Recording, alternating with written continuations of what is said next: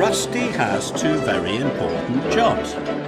First, he has to take some workers to put up new signposts along the trails. The signposts show walkers which way to go. Rusty wanted the workers to finish quickly. His next job was to pick up the Fat Controller, his wife and their grandchildren from the wharf. They were all going for a walk by the lake. Rusty didn't want to be late. Rusty was almost bursting. He wanted to get away. "It's time to go! It's time to go!" he called. "We haven't finished our job," said the workers. "But we have to leave now," Rusty honked. "I can't be late for Sir Topham." But when Rusty arrived, he wasn't late. He was early. When Sir Topham and his family arrived, they were very excited. They climbed on board Rusty's coaches and set off for their day at the lake. Rusty took them to the start of their walk. "We'll see you later at the tea rooms," boomed the Fat Controller, and Rusty chugged cheerfully away. Rusty did all his other jobs as quickly as possible, but when he arrived at the tea rooms, the Fat Controller wasn't there. Rusty began to worry. Rusty decided to look for them. "I'm sure they can't be far away," he thought. At the quarry, Rusty found a group of campers. They were putting up their tents.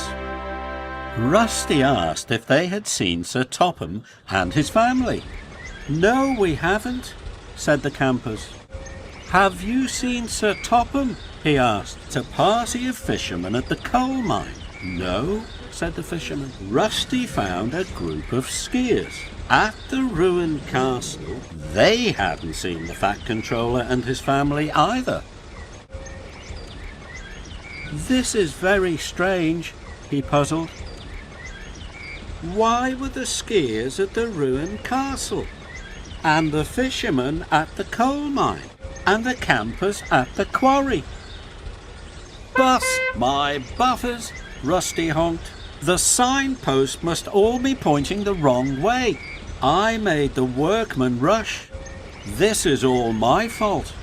Rusty knew he had to go back to the place Sir Topham and his family had started from, then follow the signs they had followed. Soon, Rusty arrived at the place where he had dropped off Sir Topham. He looked at the signpost. The signpost wasn't pointing to the lake, it was pointing to the hills.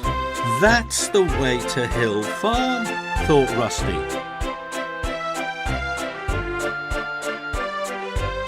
When Rusty arrived at Hill Farm, he found the Fat Controller and his family.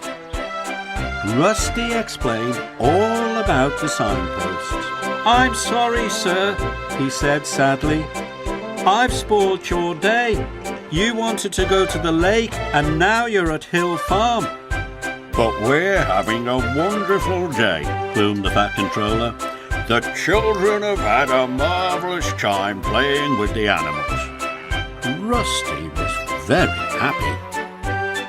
Later, Rusty delivered everyone safely back to the wharf.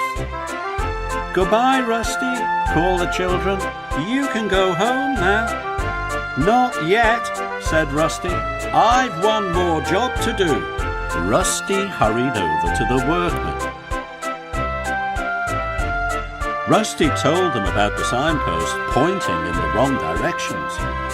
"It was all my fault for hurrying you," he hooted, "but I can take you back to put them right, and this time I won't rush."